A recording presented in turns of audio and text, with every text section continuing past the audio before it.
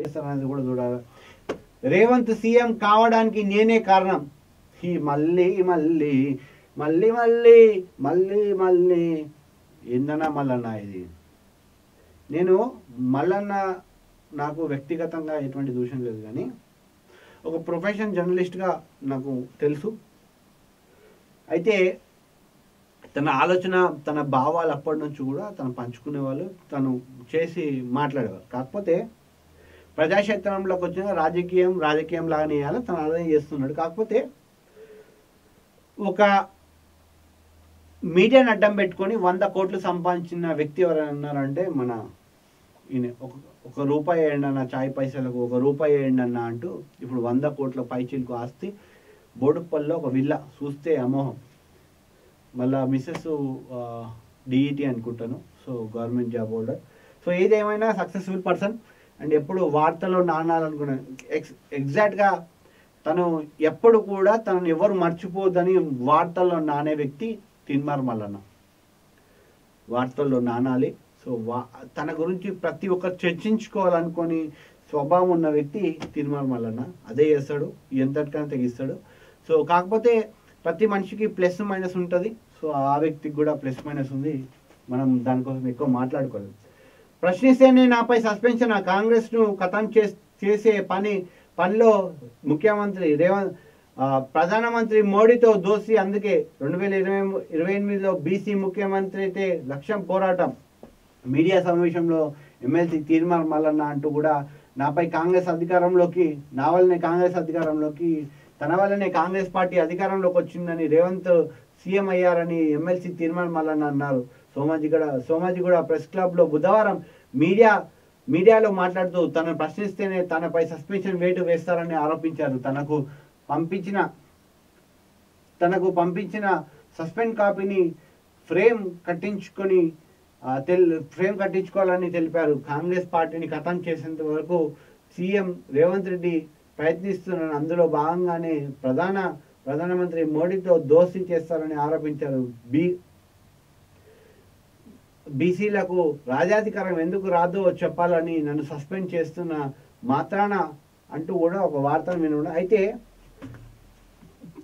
ఇతను ఎవరైతే తీన్మార్ మల్లన్నతోటి ఎవరైతే ఉన్నారో వ్యక్తి పాము రఘు అనే వ్యక్తిని ఒకసారి మాట్లాడే ప్రయత్నం చేద్దాం. ఫోన్ లైన్లో తీసుకునే ప్రయత్నం కూడా చేద్దాం. అసలు ఏమంటాడు ఏందనేది కూడా తీసుకునే ప్రయత్నం చేద్దాం.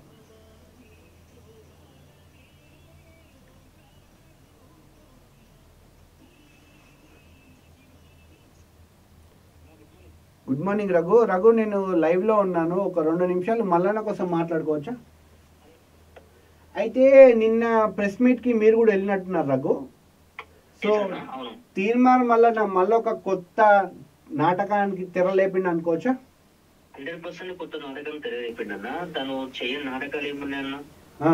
కొత్త నాటకం తెరలేపడానికి ప్రతి సంవత్సరం ప్రతి 6 నెలలకు ఒకసారి అయితే జరుగుతూ ఉంటది. ఇప్పుడు మన ఎండాకాలం వానాకాలం అనుకుంటే 4 నెలలకు ఒకసారి అయితే వాతావరణ వార్త ఉంటుందో మనడు కూడా తను రంగులు మారుస్తూ ఉంటారు ఉత్సవ. ఓకే, అయితే రఘు చెప్తా ఉన్నాడు కదా, నా వల్లనే కాంగ్రెస్ అధికారంలోకి వచ్చిందని. అసలు నిజంగానే కాంగ్రెస్ అధికారం రావడానికి మల్లన్న అంత కృషి చేసిందని చెప్పుకోవచ్చా?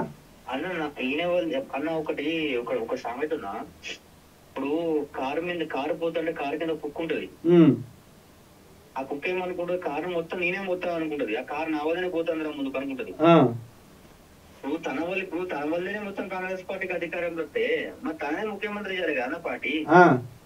ఇప్పుడు తనే నిజంగా ఒకవేళ అధికారం వచ్చి ఉంటే తనకే ఎమ్మెల్యే సీట్ ఇవ్వాలి కదా ఫస్ట్. తనకే కనుక ఒకవేళ నీకు అధికారంలో వచ్చి ఉంటే తనే ఎమ్మెల్సీ పదవి గురించే, ఎమ్మెల్సీ సీట్ గురించే, ఎమ్మెల్సీ టికెట్ గురించి 3 నెలలు ఎందుకు తంటగాడిలన్నా? ఒకవేళ తన వల్లనే పార్టీ అధికారంలో వచ్చి ఉంటే మంత్రి పదవి ఎందుకు ఇయ్యారన్నా? తన వల్లనే అధికారంలో పార్టీ అధికారంలో వచ్చి ఉంటే రాహుల్ గాంధీ లేకపోతే నటరాజన్ గారు మొన్న వచ్చింది కదా, మీనాక్షి నటరాజన్ గారు, వీళ్ళు ఎందుకు అపాయింట్మెంట్ ఇవ్వలేదు? అయితే రఘు, ఇప్పుడు ఒకప్పుడు 7200 అన్నాడు, దాని తర్వాత అంగిలావ్ సిద్ధాంతం అన్నాడు, అంబేద్కర్ సిద్ధాంతం అన్నాడు, ఇప్పుడు బీసీల జపం చేస్తా ఉన్నాడు. నిజంగా ఇవన్నీ సిద్ధాంతాలు పాటిస్తూ వచ్చిండా? అంటే ఎందుకంటే నువ్వు దాదాపు తీన్మార్ మల్లన్న గారితో ట్రావెల్ చేసినావు, నువ్వు నిన్ను మోసం చేసిన, నువ్వు బయటికి వచ్చినావు, ఇవంతా జరిగినాయి అన్న. వాస్తవానికి ఏంటంటే నన్ను ఒక్కనే మోసం చేసిన నేను బయట కాలేదు. నాకన్నా ముందు కూడా చాలా మంది మోసం చేసినారు. చిలకపురం అన్న వ్యక్తిని గానీ, చుక్క చెందు అనే వ్యక్తిని గానీ, అటు మూషంశీల్ అనే వ్యక్తిని గానీ చాలా మంది మోసం చేసుకుంటూ వచ్చిండు. ఇప్పుడు ఇంకో విషయం ఏంటంటే మీరు అడిగిండు అఖిలాగు సిద్ధార్థకు ఆర్టీఆర్ అనుకుంటా.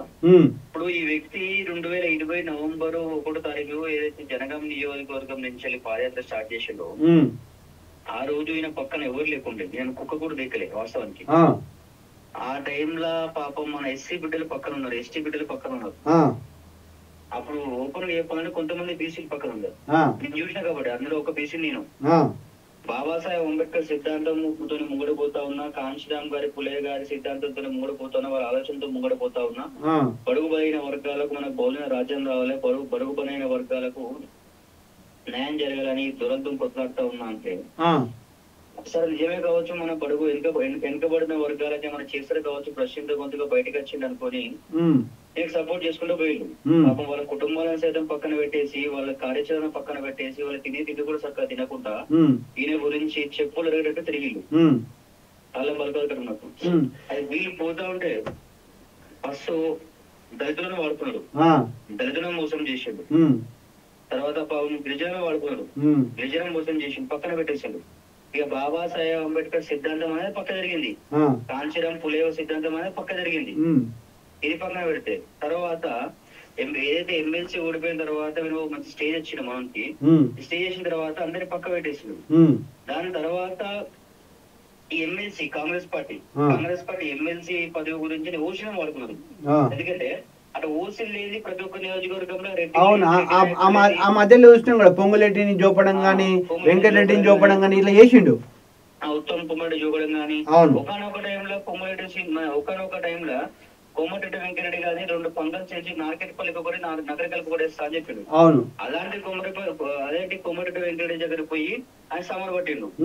తర్వాత ఉత్తమ్ కుమార్ రెడ్డి అనే వ్యక్తిని నువ్వు ఉత్తమ్ కుమార్ రావు కేసీఆర్ బినామీ, కేసీఆర్ తొత్తువు, కాంగ్రెస్ పార్టీ నీ వల్లనే మొత్తం ఆగమైపోయింది తెలంగాణ అని చెప్పిన వ్యక్తికి మరి అదే ఉత్తమ్ కుమార్ రెడ్డి కోదాడ నియోజకవర్గంలో కోదాడ హుజూర్ నగర్ లో కానివ్వండి, అక్కడ నువ్వే స్వయంగా ఏమన్నావు, రాజకీయ పరంగా నేను ఏమన్నా తప్పుగా మాట్లాడి ఉండొచ్చు, ఎవరు నోటు జారినా కావచ్చు ఉత్తమ్ కుమార్ గారు, మీరు దయచేసి పెద్ద మనసు చేసుకొని తండ్రి లాంటి స్థానంలో ఉన్నారు కాబట్టి మమ్మల్ని నేను మనసు క్షమించండి అని చెప్పిండు. ఎందుకు ఈయనకొక ఎమ్మెల్సీ పదవి గురించి కట్టెక్కాలని. సో అప్పుడు కూడా ఈ ఎమ్మెల్సీ ఏదైతే బీఫామ్ రావడానికి కూడా చాలా మంది ఓచర్లు మారుకున్నారు రెడ్డిలను. ఎందుకు వాళ్ళ తరపున ప్రచారం కూడా చేసిండు ఫ్యూచర్ గా టికెట్ రావాలి. నిన్న రఘు కంక్లూజన్ లా నిన్న మీరు తిరుమల మల్లన్న సోమరి కూడా ప్రెస్ మీట్ కి వెళ్ళారు కదా, చెప్తానా. తర్వాత ఓసీలు వాడుకున్న తర్వాత ఇప్పుడు బీసీ నాదం ఎత్తిండు. బీసీ నినాదం ఏం లేదన్నా, ఇప్పుడు బీసీ నాయకులు ఎవరు లేరు, సీనియర్లు అయిపోయి అంత అయిపోయింది. ఇప్పుడు బీసీ నినాదం ఎత్తుకొని బీసీలను వాడుకొని ఇంకా ఎంత బీసీలు ఉన్నారని నియోజకవర్గానికి పోయి ప్రచారం చేస్తే వాడు ఎంతో అంత బిచ్చం అయితే తీసుకొచ్చుకున్నా కూడగలుగుతాను అంతే. ఓకే, అయితే నిన్న మీరు ప్రెస్ మీట్ పోయారు కదా, ప్రధాన ఎజెండా తోటి ఏం మాట్లాడండి? ఎందుకంటే నిన్న మనం చూసాం మెయిన్ హైలైట్ గా తిరుమల పక్కకు ఎవరైతే కూర్చున్నారో వ్యక్తి స్వయంగా కేసీఆర్ పిఏ అంటూ కూడా కొన్ని సోషల్ మీడియాలో వార్తలు జరుగుతూ ఉన్నాయి, వార్తలు వినబడుతూ ఉన్నాయి. బీసీ బిడ్డగా తను కూడా పాల్గొని ఉండొచ్చు. కాకపోతే ఇప్పుడు బీసీ నాటకం అనేది కొత్తగా తెరలేపి వీళ్ళందరినీ మబ్బ పెట్టి తిను సీఎం అవ్వడానికే ప్రయత్నిస్తారు అంటూ రాత్రి నుంచి సోషల్ మీడియాలో కోతలు కొడుతున్నారు. నిజంగానే తిరుమల మన సీఎం అవుతారా? ఈ సీఎం ఏందన్నా, ఇప్పుడు కాంగ్రెస్ పార్టీ అంటే లేకుండా వార్డు మెంబర్ గెలవమని చెప్పు రా, అంతేనా? వార్డు మెంబర్ గెలవమని చెప్పు. కాంగ్రెస్ పార్టీ పెట్టిన భిక్షతోని, కాంగ్రెస్ పార్టీ బీఫామ్ తోని, ఆ గుర్తుతోని ఏరియాలో ఎమ్మెల్సీ అయినోడు వీళ్ళ వాళ్ళ కాలు పట్టుకొని. అయితే నిన్న ఒకటి మాట్లాడిండు, నేను కాంగ్రెస్ సింబల్ పైన గెలవలేదు, నాకుండే చరిష్మాతో నేను గెలిచిన మాట మాట్లాడాను. పోటీ చేశారంటే మరి ఇండిపెండెంట్ పోటీ చేసి మరి కాంగ్రెస్ పార్టీ కార్యకర్తలు ఎందుకు ఎంబడేసుకుని తిరిగినావు, కాంగ్రెస్ పార్టీ నాయకులు ఎంబడి చూపిస్తే ఎందుకు ఎదుగు తిరిగినావు? నేను అడిగేది కూడా సింపుల్ గా ఒకటి ఫైనల్ ఒక మాట చెప్తున్నా, ఈయన బీసీ నినాదం అనేది పెద్ద బోగసు. తర్వాత సీఎం అనేది పక్కన పెట్టండి, ఆయన ఏమంటాడు అవకాశం అయితే పిఎం కూడా అయితే అంటాడు అన్నాడు కూడా మాట. నేనేమంటున్నా, ఇండిపెండెంట్ ఒక సర్పంచ్ వార్డు మెంబర్ గెలిచి చూపెట్టే సర్పంచ్ బాగా వార్డు మెంబర్ గెలిచి చూపెట్టమని చెప్పండి. ఈయన కౌన్సిలర్ కి ఎక్కువ ఎమ్మెల్యే తక్కువ అయినాయి. ఇంకా ఏం లేదు. అక్కడ కూడా మన జర్నలిస్ట్ సోదరులను అవమానం చేసే ప్రయత్నం చేసిండు. అవును, చూశాను ప్రెస్ మీట్ లో చూశాను. ఎవరు ప్రశ్న అడిగితే వాళ్ళపైన అటాకింగ్ అటాకింగ్ చేయడం జరిగింది, చూశాను కూడా. Right Raghu, thank you. Phone call available వచ్చినందుకు చాలా thank you Raghu. Thank you. So చూశారు కదండి, ఇది తీన్మార్ మల్లన్న పరిస్థితి. ప్రధాన అనుచరుడు ఒకప్పుడు పాము రఘు లేకపోతే ఒక స్టేజ్ పైన నిల్చోబెట్టి, ఇతను నా తమ్ముడు, నువ్వు ఎమ్మెల్యే కాలేవా అంటూ తిను నిలబెడతా, నా నుంచి ఎమ్మెల్యే అవుతాడు అంటూ కూడా తను స్టేజ్ పైన చెప్పడం జరిగింది. సో దాని తర్వాత ఒక్కొక్క పరిణామాలు చూస్తూ ఉన్నా. అవకాశవాదిగా మాట్లాడుకొని అవకాశవాదిగా చేస్తూ తన అంచనాలు ఎదిగినట్టు కూడా తనకు ఉండే ఎవరైతే తన చుట్టుపక్కల ఉన్న వ్యక్తులు ఎవరైతే ఉన్నారో వాళ్ళందరూ కూడా చెప్పడం జరుగుతుంది. సో ఇది తీన్మార్ మల్లన్నకు సంబంధించిన 7200 అండ్ ఆర్టీఏ రీకాల్, ఆర్టీఆర్, దాని తర్వాత అంగీలా సిద్ధాంతం, దాని తర్వాత అంబేద్కర్ సిద్ధాంతం, ఇవన్నీ మూలకు పోయినాయి. ఇప్పుడు ఒకటి బీసీ జపం ఎత్తుకున్నాడు.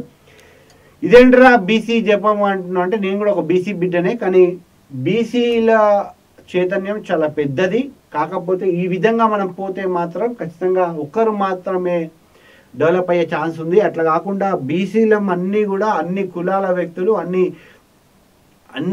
అందరు కూడా జాగృతమై ఒక ఉధృతంగా పేర్కొన్నారు. అది బీసీజేఏసీలో పాల్గొన్న సమావేశంలో తీర్మానాలకు సంబంధించిన ఇది మిత్రులారా ఇవాల్టి ప్రధాన దినపత్రికలు వచ్చిన వార్తా కథనాలు. ఇక చూస్తుండండి మన తెలంగాణ టీవీ. ఎప్పటికప్పుడు తాజా సమాచారంతో మరొక కొత్త రూపంతో మన తెలంగాణ టీవీ మీ ముందుకు వస్తూ ఉంది. సో అందరూ కూడా మా ఛానల్ సబ్స్క్రైబ్ చేసుకోండి, మమ్మల్ని ఆదరించండి. అందరిలాగా మేము డబ్బులు రూపాయి ఇవ్వమని, ఛాయలు డబ్బులు ఇవ్వమని మాత్రం అడగట్లేదు. కేవలం మీరు చూసే ప్రతి వ్యూకి సబ్స్క్రైబ్ చేసుకోండి, గంట సింబల్ కొట్టండి. మీకు ఇట్లాంటి అప్డేట్స్ కొత్తగా రాబోతున్నాయి. అండ్ ఇంకోటి ఏంటంటే, మన తెలంగాణ టీవీ యువతకు ఒక మంచి అవకాశం కల్పించాలనుకుంటుంది. సో దీక్షిత దినపత్రికకు సంబంధించి అన్ని జిల్లాల్లో మండలాల వారీగా రిపోర్టర్లు కావాలి. అటు మన తెలంగాణ టీవీ కూడా అన్ని జిల్లాల్లో మండలాల వారీగా రిపోర్టర్స్ కావాలి. కింద స్క్రోల్ అవుతున్న నంబర్స్కి మీరు ఇంట్రెస్ట్ ఉంటే ఖచ్చితంగా స్క్రోల్ అవుతున్న నంబర్స్కి ఇచ్చి మీరు జాయిన్ కావచ్చు. అండ్ ఇంకోటి, ప్రతిరోజు 4 నుంచి 5 గంటల వరకు రా టాక్స్ విత్ జర్నలిస్ట్ సందీప్ డిబేట్లో పాల్గొనడానికి మీరు ఉత్సాహవంతులైతే, రాజకీయంగా మీరు మంచి అవగాహన ఉండి సమస్యలపైన మంచి అవగాహన ఉండదు ఖచ్చితంగా నమోదు చేసుకోండి. కింద ఇచ్చిన స్క్రోలింగ్ అవుతున్న నంబర్లకు ఫోన్ చేసి మీరు మీ డీటెయిల్స్ అన్ని వాట్సాప్ చేసి మా డిబేట్లో మీరు కూడా పాల్గొనే అవకాశం ఉంటుంది. ఇది ఇవాల్టి మార్నింగ్ న్యూస్. మరొక మార్నింగ్ న్యూస్తో మీ ముందుకు వస్తాం.